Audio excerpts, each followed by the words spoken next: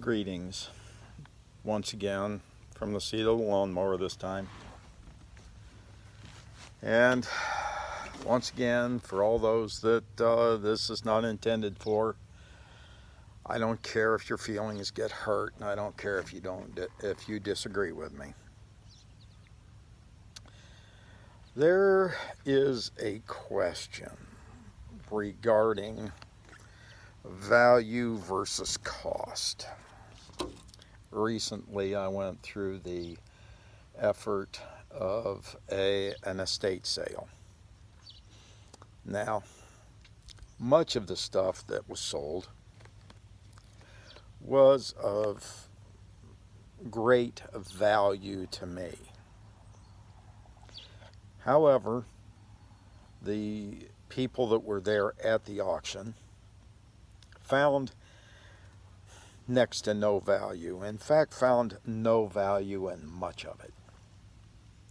Stuff that I know was bought for hundreds or even thousands of dollars went for $1, $2, $50.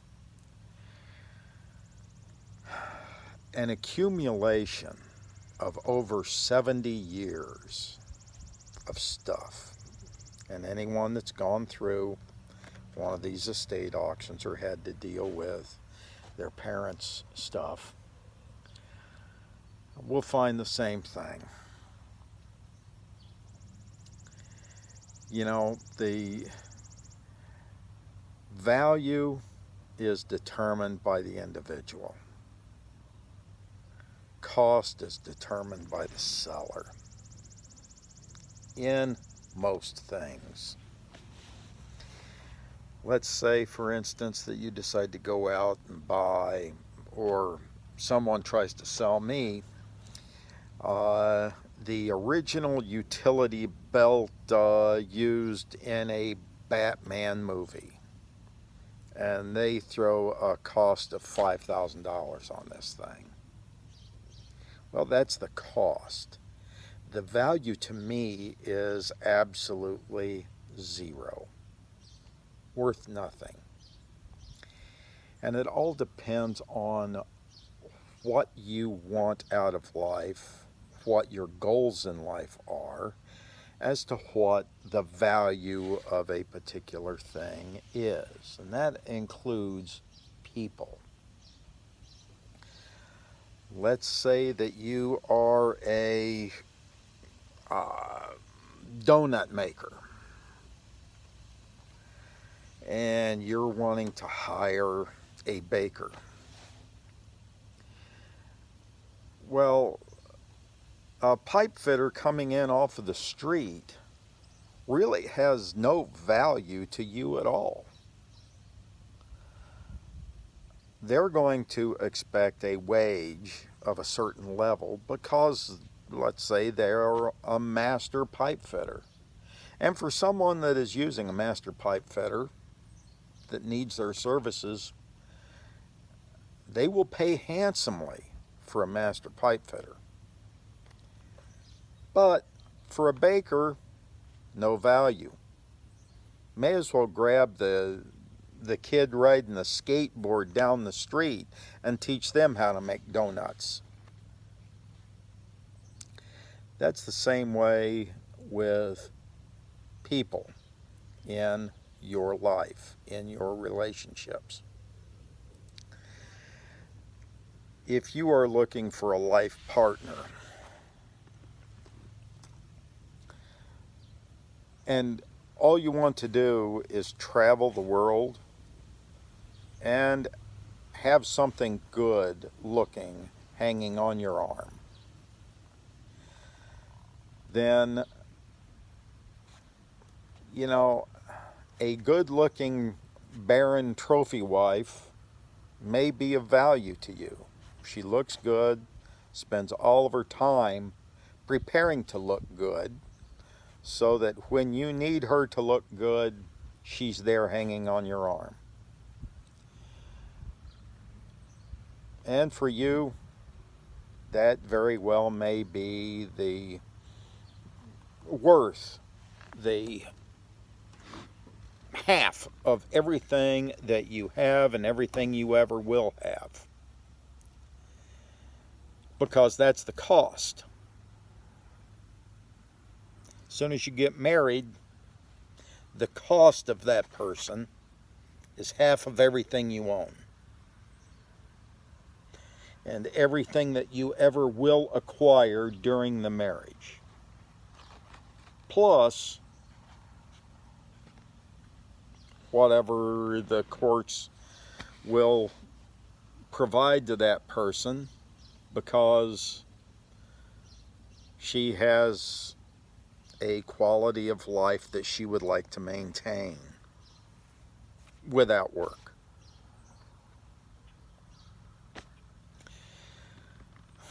That's the cost. Now, let's say that you're a young person, you want to start a family. Well, that trophy wife really isn't worth crap to you. Zero value. However, let's say that you happen across a woman that maybe she isn't the best looking, but she has a fantastic attitude, wonderful personality, works hard, wants to have kids, willing to have kids, and is capable of having kids. And she is willing to instill those values that you hold dear into those children. She may be nothing to look at, but she is invaluable. That is a woman that will allow you to carry your genes forward and raise children that you would be proud to call your children, proud to call a friend. Those women are priceless. They're also unicorns. There's a few out there, but I'll tell you what, in today's age, it seems as though most women feel that just because they can suck air, they are priceless, that they are special.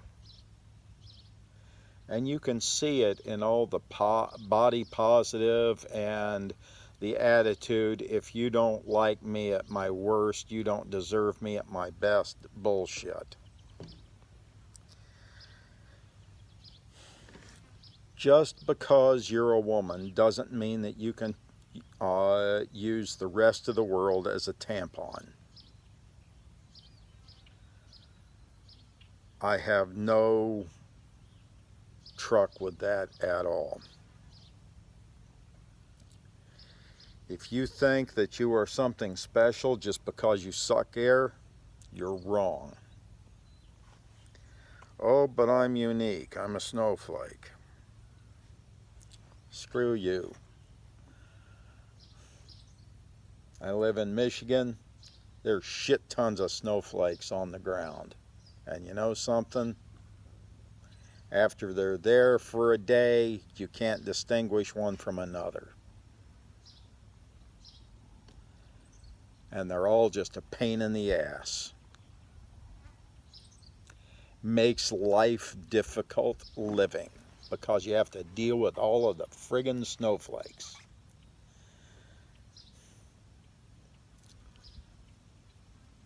Now, after you're a little older, you've raised your family. You're done with that part of your life. You're never done. You older guys, you know what I'm talking about. You're never done. You worry until the day that you die. And you worry about your grandchildren until the day you die.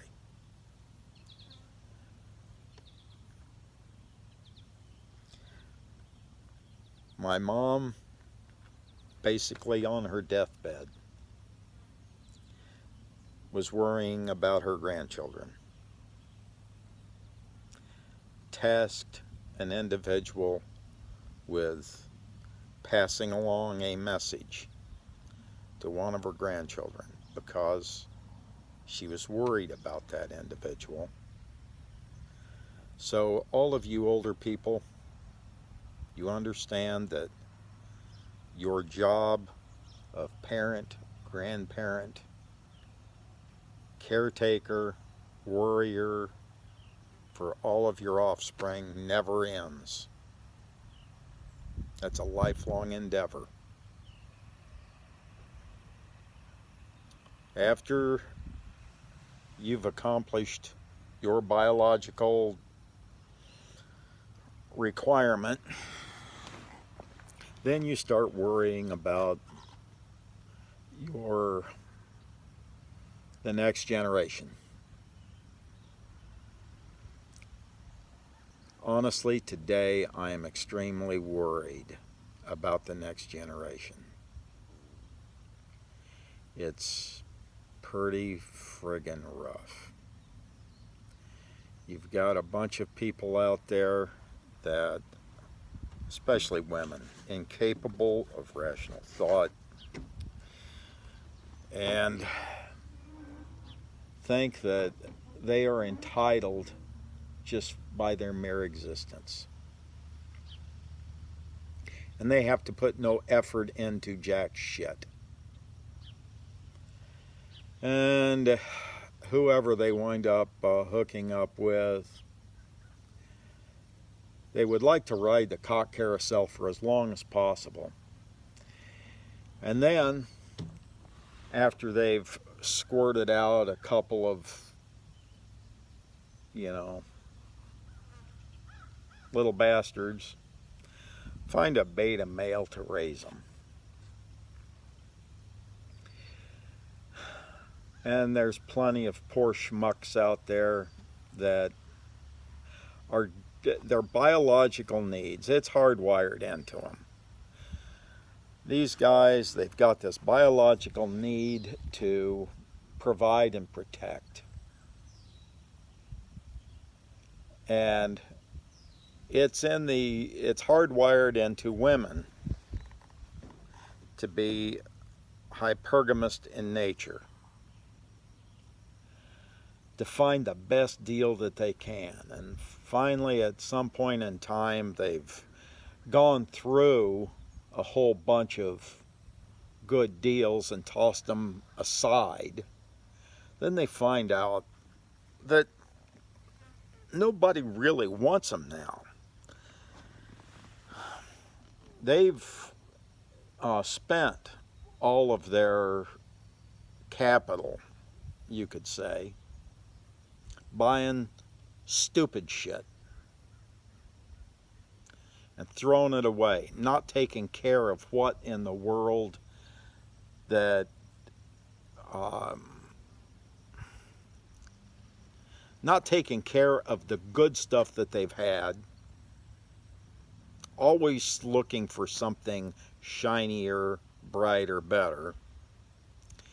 Then one day they look up and they're on welfare or some other kind of assistance, and they want somebody to marry them, give them half of everything that they own, just because they're a snowflake, because they're special and they deserve it.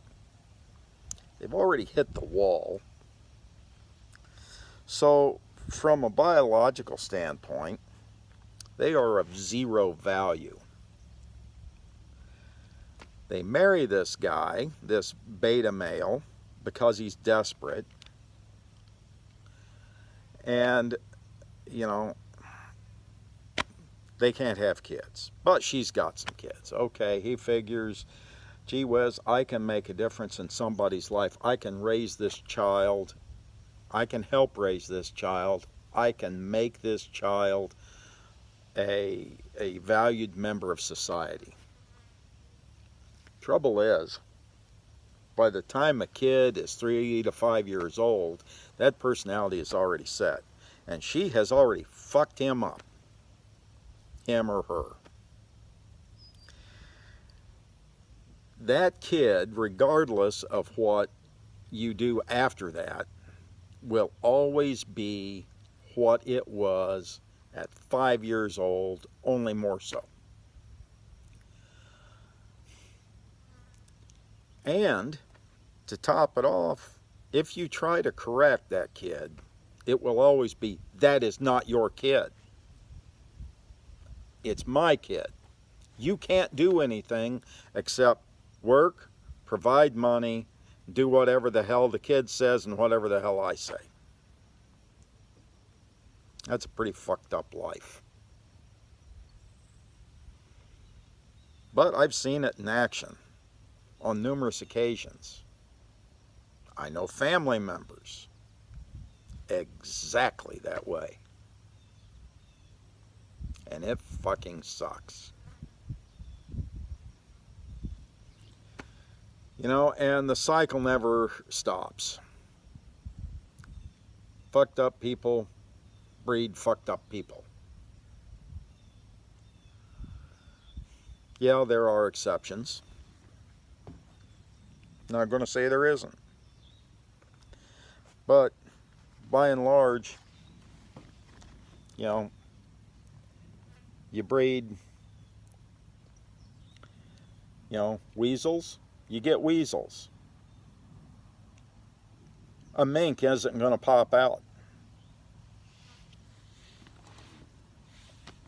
You breed jackasses, you get jackasses.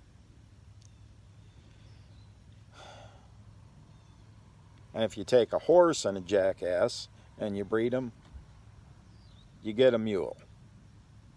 And guess what? It's sterile. That's the thing. Nature has this way of weeding out undesirables to a certain extent.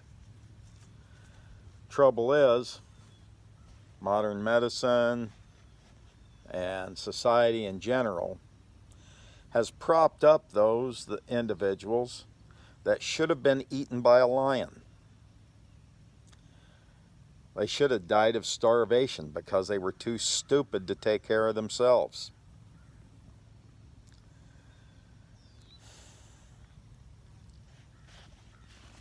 Anyway, getting off on a tangent. When and if a young person decides to marry, start a family, if the woman he decides to marry is one of those priceless individuals, perhaps not a raving beauty, but hardworking, honest, you know, values, willing to work with you, willing to compromise. You don't have to worry about the parents because she will be priceless to them too.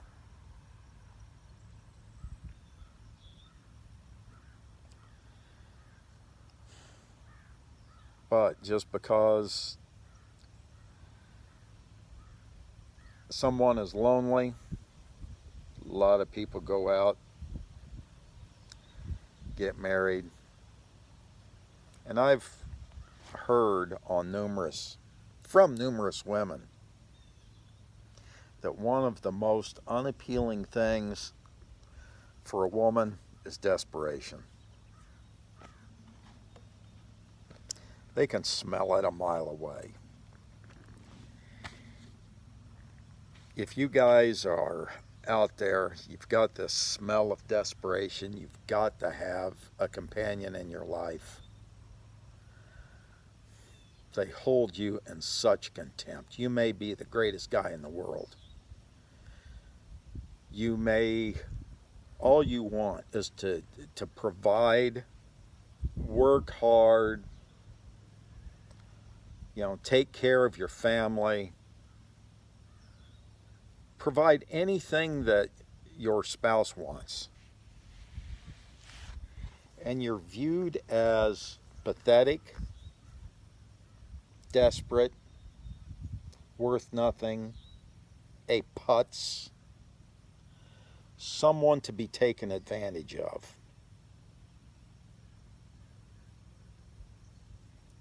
You see it all the time. Go around any military base, go to any bar. All you see, and this is not new, all you see are the camp followers. Those that are women that are trying to make money off of men.